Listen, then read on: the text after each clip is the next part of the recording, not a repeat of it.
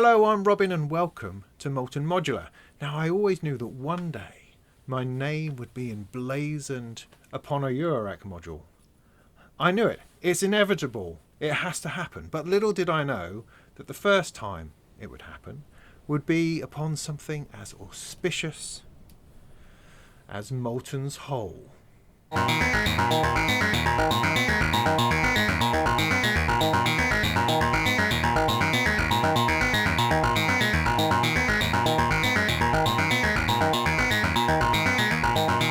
Now I know what you're thinking.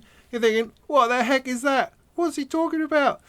Yeah, I know. Well, let me explain. Molten's hole is both hilarious, obviously hilarious. I understand the fact that it's hilarious, but it's also incredibly useful. It's useful because it allows you to pass cables through your Eurorack. Now, I understand that this gets no less hilarious in demonstration, but this is a beautiful thing, and let me explain where it came from.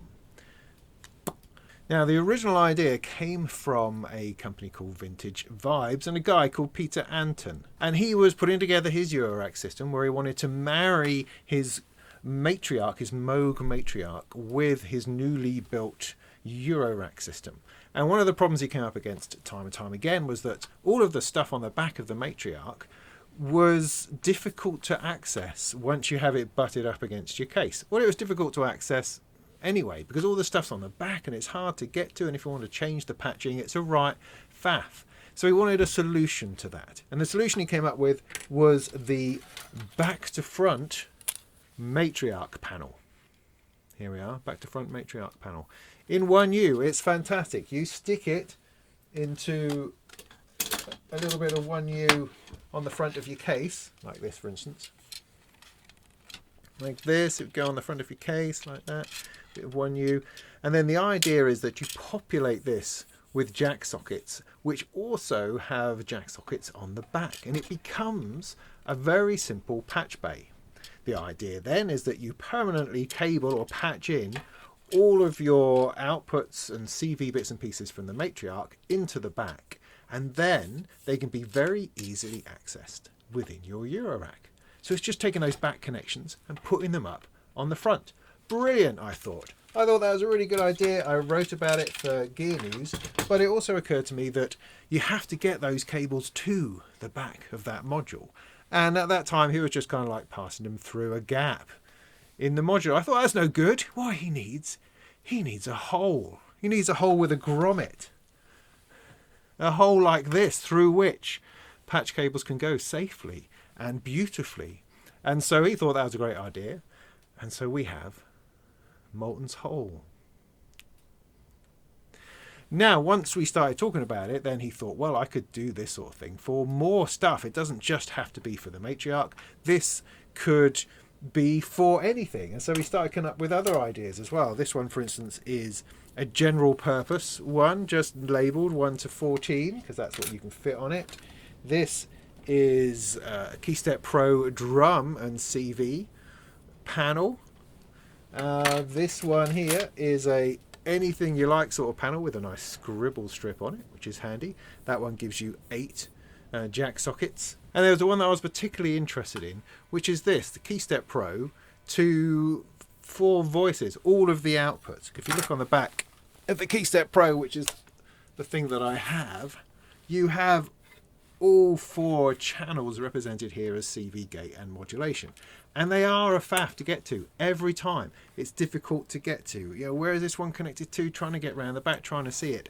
So if I was running a system where I want this more permanently in place, so I'm not having to faff around, then having all of these back bits revealed somewhere on my Eurorack, which are easily patchable, would be flipping brilliant. Particularly if you think about taking a modular system to a gig, for instance, and running it with the Keystep Pro, because I could leave my rig completely patched up with all of these outputs patched to the right place. And all I'd have to do is connect this up when I get to the gig, and it's all going to be running perfectly. And so these back to front panels can be incredibly useful and allow you to tidy up your system and get everything running right and put everything where it's supposed to be as accessibly as possible.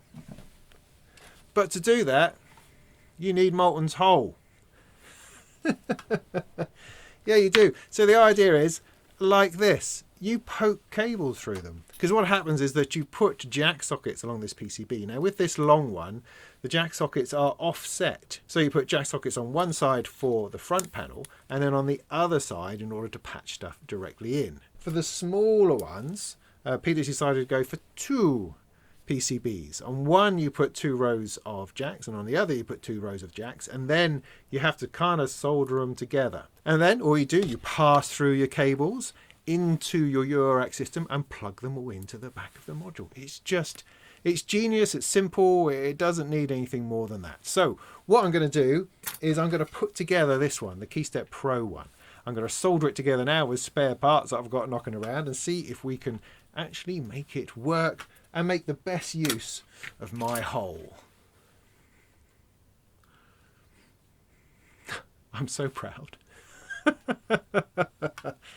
Right, now that we're a little bit closer in, let's have a look at the goods. So this is my hole here, Molten's hole. You can see it's beautifully made, actually, beautifully made.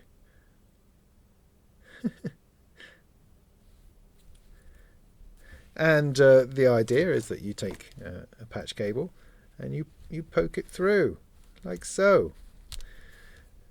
Peter reckons it can take 6. I haven't tried that many yet. That's 1. I guess it depends on your thickness, your girth. It's not getting any better. I am sorry. I am really sorry. So, you know, that's the idea, and it makes a beautiful way of getting cables through your case. I mean, you have to be very careful behind here that you're not going to be jabbing into the power supply, so you obviously wouldn't poke them in while it was on. You might get a bit of a shock. But you'll see, hopefully, well, once I finish soldering this, the genius of it, the absolute genius of it, and how helpful Molten's hole can be. So looking at the actual panels then, so this is the matriarch one. This is the one that kicked it all off. And as you can see, all of the bits and pieces that are on the back of the matriarch are reflected here. And then here's the PCB, and all you do is you put a bit of a thing on which way around, that way around, I imagine. You put a jack cable on there, jack socket even, there we go, socket, and then it has a corresponding one on the other side, like so. So you sort of end up with this offset, and whatever's plugged in here comes out there. It's that simple. It's not trying to be difficult, it's not trying to be clever. There's no normalization going on, although apparently that is a bit of an option if you want to do that. But otherwise it's just a straightforward patch for patch.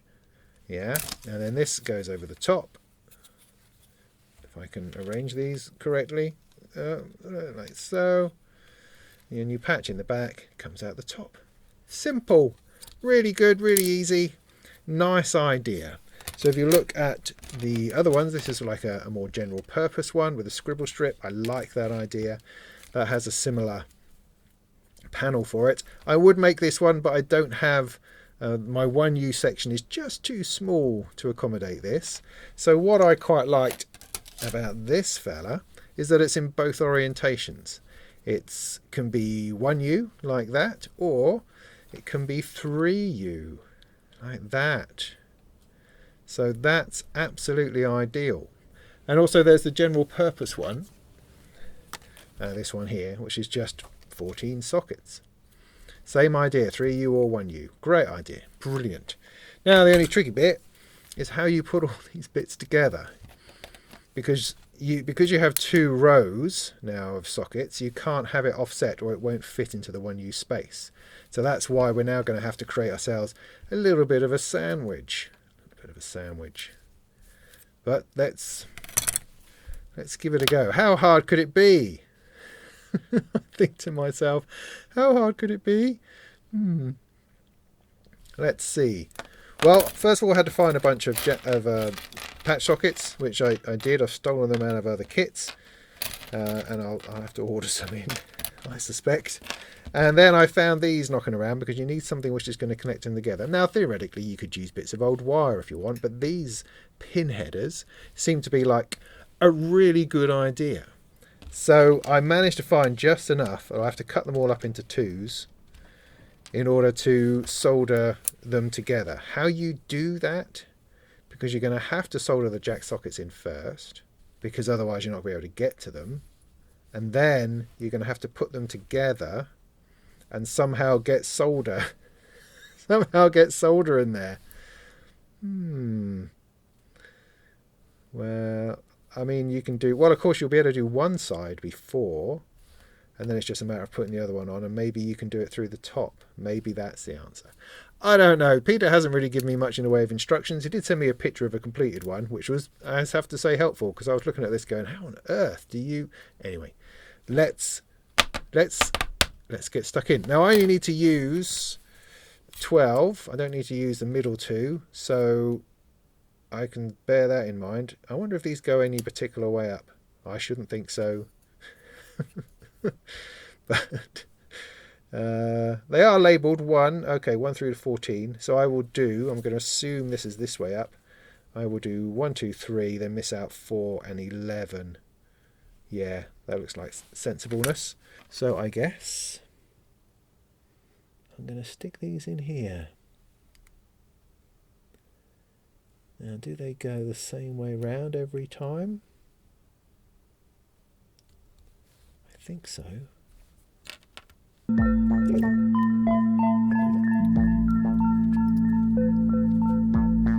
I don't have anywhere near enough. I don't have anywhere near enough. What was I thinking? I've only got half as many as I need. Because you've got 12 on the top, then 12 on the other one. So I'll have to go searching around for a few more. Let me just put these in to start with. See where I get to. I mean, maybe I can do 6 and 6, but there's no way I'm getting them apart again afterwards. So I'll have to dig around, find some more. Now that's not right, is it? Because that would go that way around. So this has to continue in the same orientation, I believe. Okay, good. So all I need to do is solder those in. I wonder if it's worth putting this on, just in order to make sure that they stay good. In which case I need some nuts. Look at that. I happen to have some Bafako banana nuts knocking around. So I'm going to make use of these. I'm just going with it. I'm trying to think my way through it, because whatever I do is all just going to fall apart. Right, so turn that upside down. I should just be able to solder all of that. Is that right? I think so. I don't know. Well, you know me, I'm full of knowledge and experience and know exactly what I'm doing at all times, which is nice. So let's just whack these in here.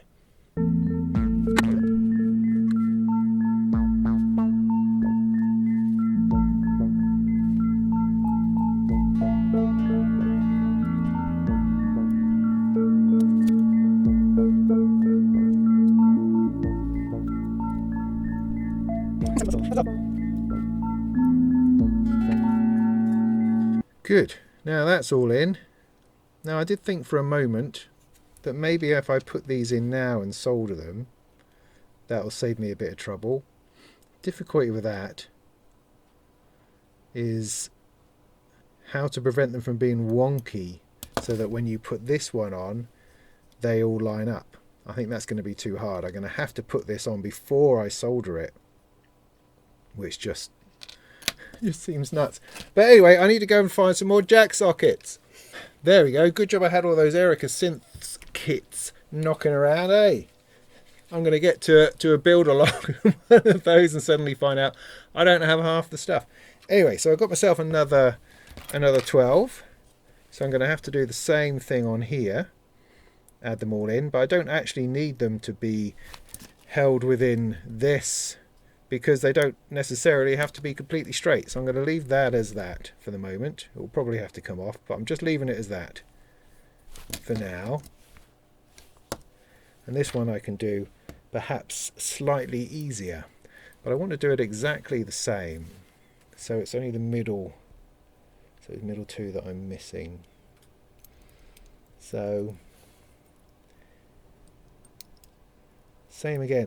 I mean, in my head, I'm thinking, you know, should I be putting the little 2 pins in first? I don't know. I really just don't know. Now, the other thing that occurs to me is that these are pretty loose in here, so that when I do try to turn it over to solder it, it's all going to fall out. So I'm going to need to use that front panel in exactly the same way.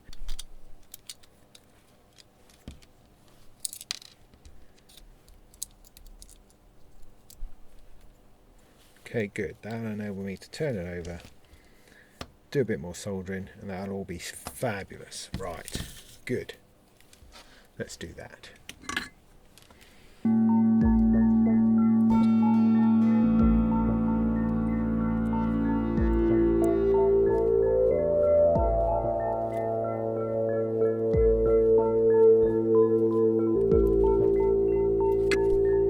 Done.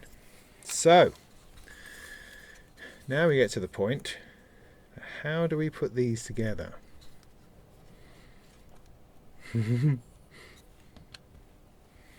These are the idea.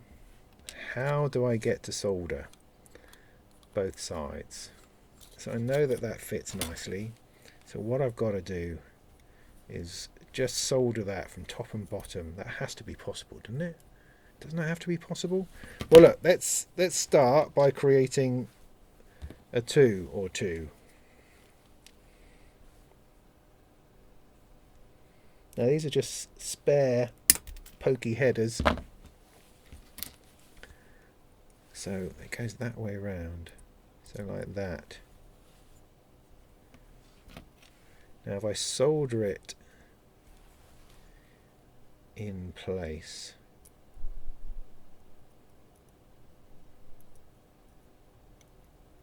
and you've got to get those all to go on at once. That's going to be tricky. And am I going to get any shorting? I don't know, maybe.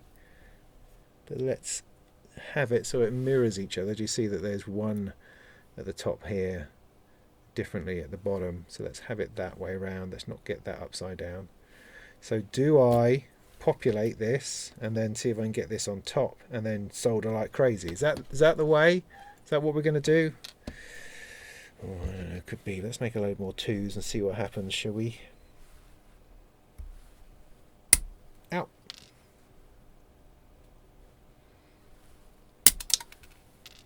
So let's put all of these in. They're all roughly the same size, they seem to be.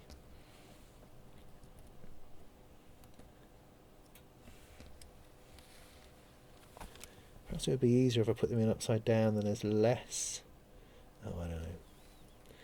It's always another way to think about things. Now, as I say, if I try to solder them in now, they may well be wonky. So, this way round, yeah. I'm going to attempt to put this on here.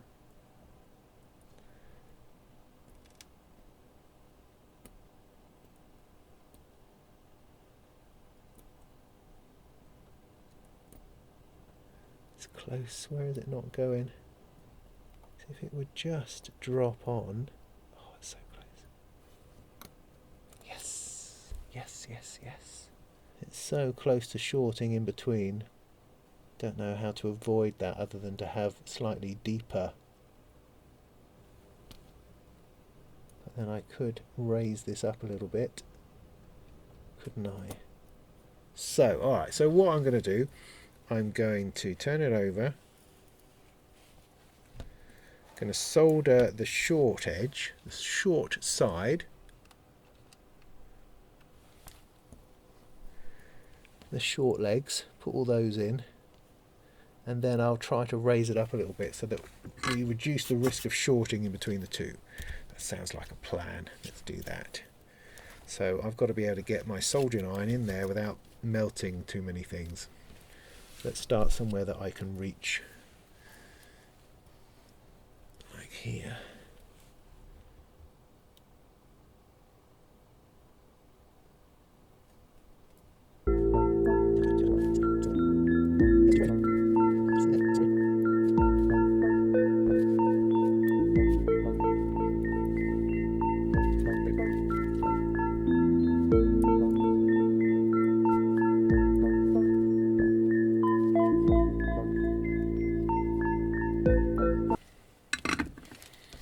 that, I think, it's nicely done. A little bit of meltage in places, but not too bad. Now, doing this side, as I say, I just wanted to lift it up a little bit because there's a definite possibility of shorting between those jacks, and I'm not. It might be in the right place, I don't know, but it might not be. So I'm just going to need to wedge something in there. Don't you dare undo it. Don't you dare.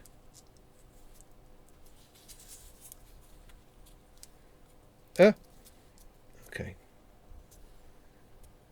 Good. Let's go with that. It might end up wonky. Wonky is my middle name. I have no problem with wonky.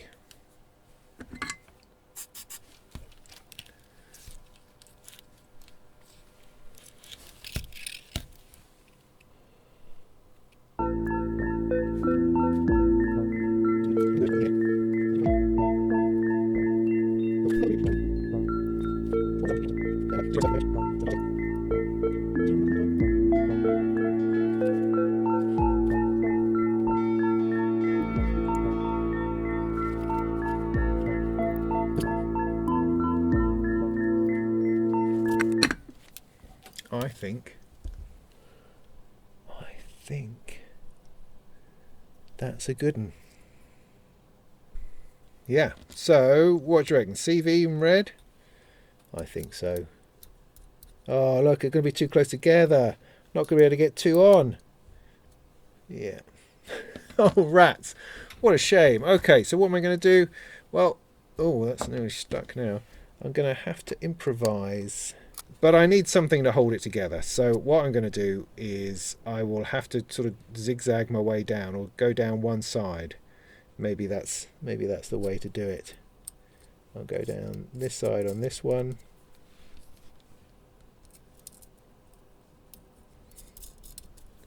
And go down this side on this one. Until I have found some other nuts to use. But there, that's on there. That's on there, nice and tight. Look at that.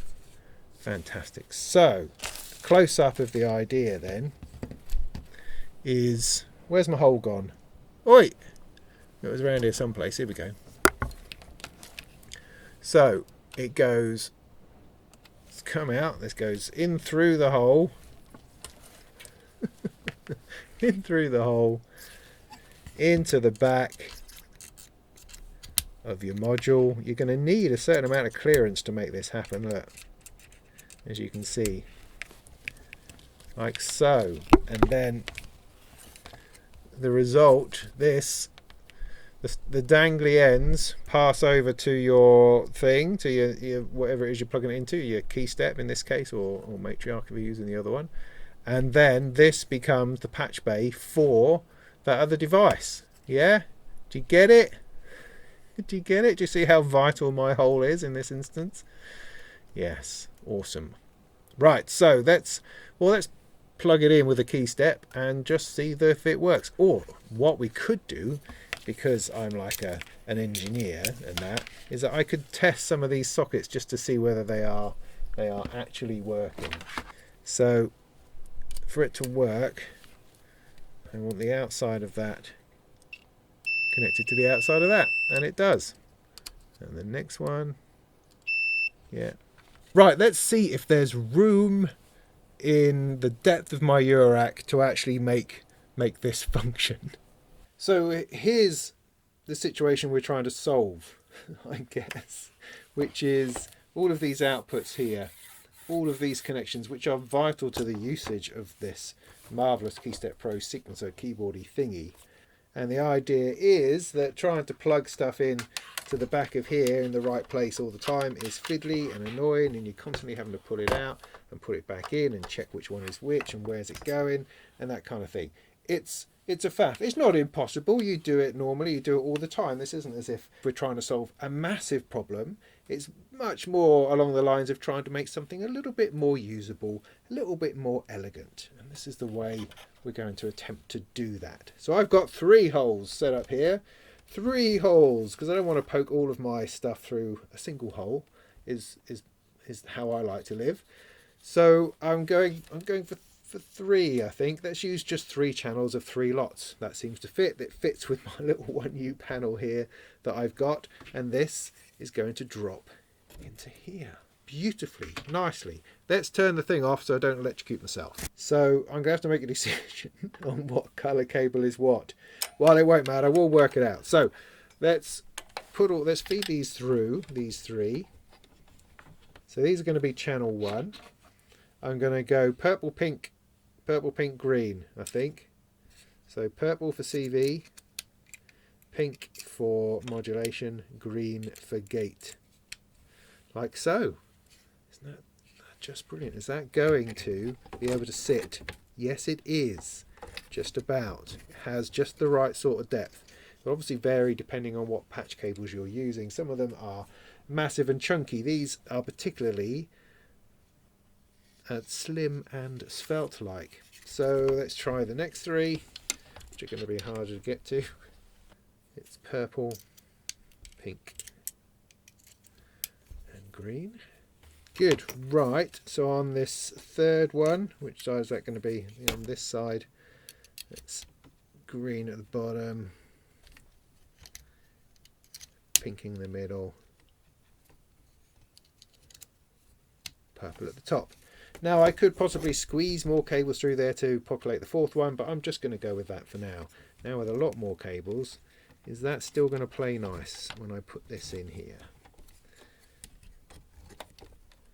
Yeah, with a little bit of a squash. Maybe it would be an opportunity to use long tendrils in this one, the right angle ones. That might not be a bad idea.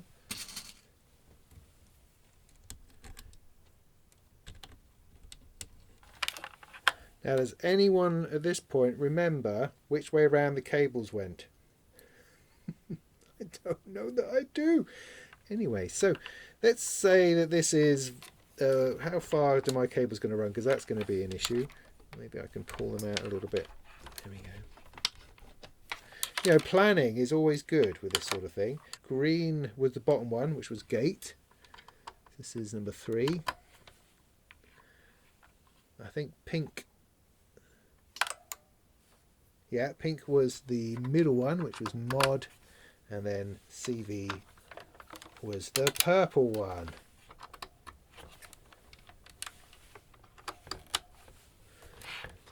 Right.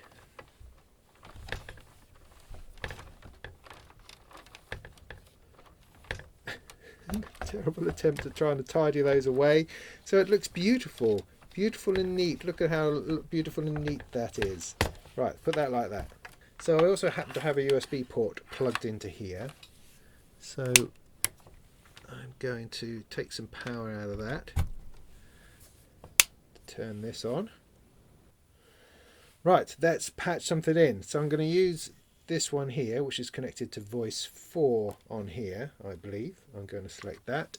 This is my envelope, so I want to set that to gate.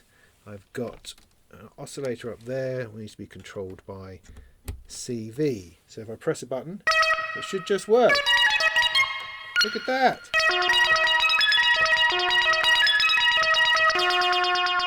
Then I want to take modulation. How is it I've ended up with 3 blue cables in this particular instance? They just happen to be available to me.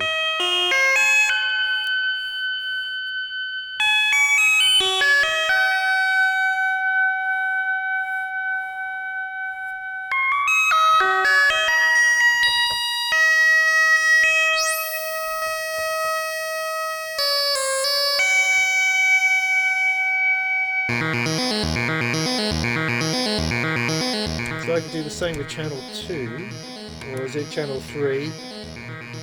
I forget. We'll work it out. Into a different oscillator, gate into a different envelope, and modulation into a different filter. There we go, we got it.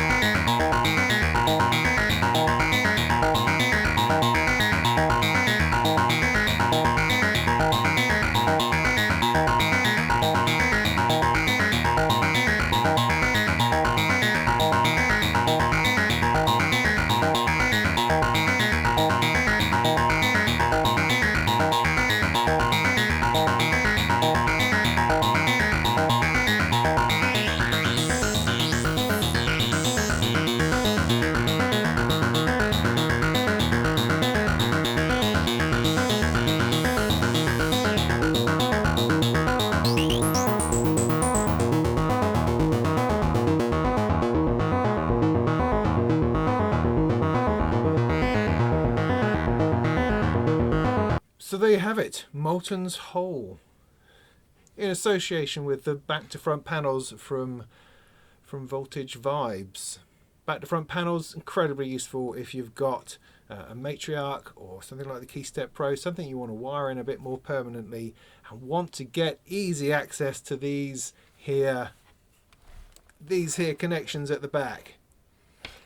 It's a great idea. Simple, straightforward, it just works, it goes in, I can leave it all patched up if I want to, and then take this along separately, plug it all back in again. Great! What a great little useful thing. And my contribution of the whole is undoubtedly probably the greatest thing about it. I mean, of course, there could be 100 other uses for it that I haven't even thought of. You could pass through a USB cable to some kind of USB powering that's inside your case. You could hide the audio outputs inside and come out through this into your larger system rather than having to drill holes in the side of your case or mount something else in. It could have enormous potential. Now these cost about €5, I think. All you got to do is order them from the Vintage Vibes website, and you can have as many molten holes as you could possibly wish for. You can buy them on their own, you can buy them in bunches, you could buy them with all of the front panels or not. Just remember that they're a kit, you're going to have to get hold of the patch sockets yourself and solder it all together. But as I think I showed, that wasn't too difficult. So there you are. Molten's hole. Hope that was useful. In the meantime, go and make some tunes.